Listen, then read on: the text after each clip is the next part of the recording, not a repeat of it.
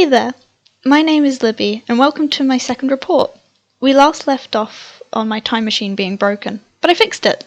Well, not really, because I sort of got sent flying into another dimension when it did an exploding thing, and it's kind of a long story. Point is, I've traded my goggles for the ability to float, and I'm excited to tell you about a little portfolio I've been working on while stranded on this planet. Gotta keep myself busy somehow. When we were first given the brief, I knew I wanted to go down the concept art route with a focus on designing characters and props. However, I got stuck on choosing a company for a longer time than I would have liked. I researched and considered companies that fit certain criteria, such as being English-speaking and working primarily in a style I was confident in replicating. Through this, I found a lot of obscure companies like Radical Fish Games and Thunder Lotus. But there was the problem that a lot of these smaller companies were so small that they hadn't even released a single game yet. A strong consideration was Extremely OK Games, an indie company known for making Celeste. I thought that I could make concept art for a platforming game based on Alice in Wonderland, or something similar. But through all this searching, I couldn't stop thinking about one game company in particular, and that company is Hoyoverse. Hoyoverse is responsible for making a couple of my favourite games, and their art style has influenced my own greatly. So it was the first company that came to mind initially. My reason for disregarding it at first was because of my concerns about accessibility, as their main base of operations is in Singapore, and they require their employees to be fluent in English and Chinese. This was the only note in their job application information that gave me pause. After enough back and forth research between different games companies, I found that the language barrier was not a hindrance to my research of Hoyoverse at all. And I thought to myself, well, this is totally achievable for this project. And after confronting the module leader, I gave myself the go-ahead. Obviously, if I were to actually apply to work at Hoyoverse, I would be paying a visit to the Green Owl.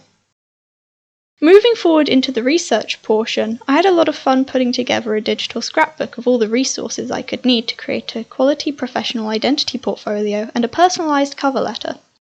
I gathered together information about their concept art job application, which informed the contents of my cover letter greatly, as I mostly wrote about how I could fill their criteria.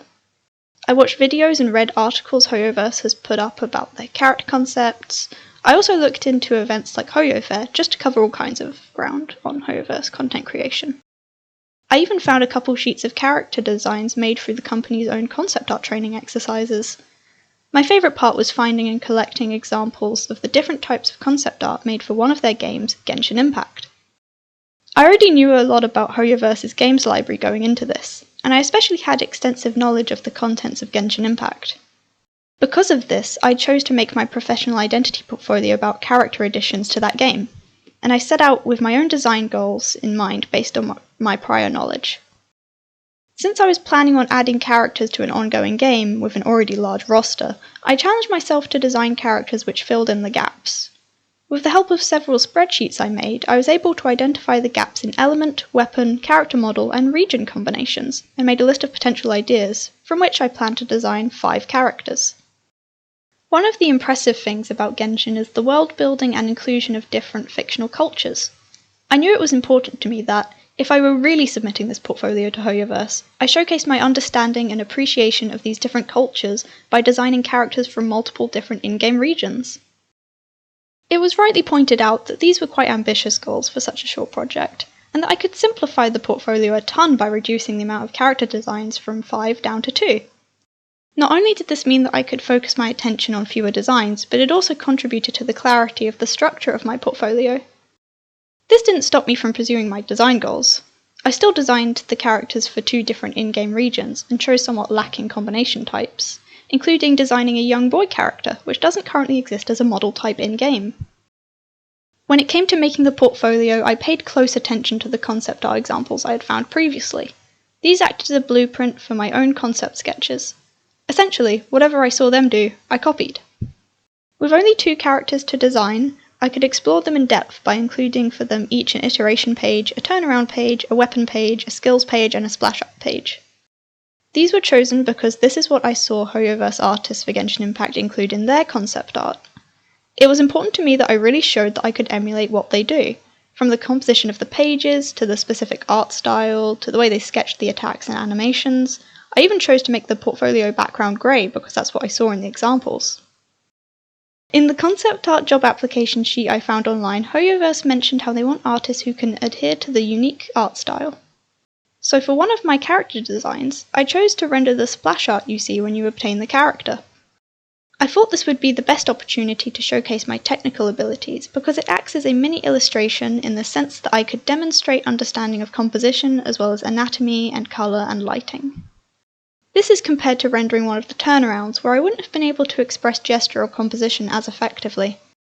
Additionally, I could use already existing splash arts as reference because being able to work in their art style is something Hoyoverse values very highly.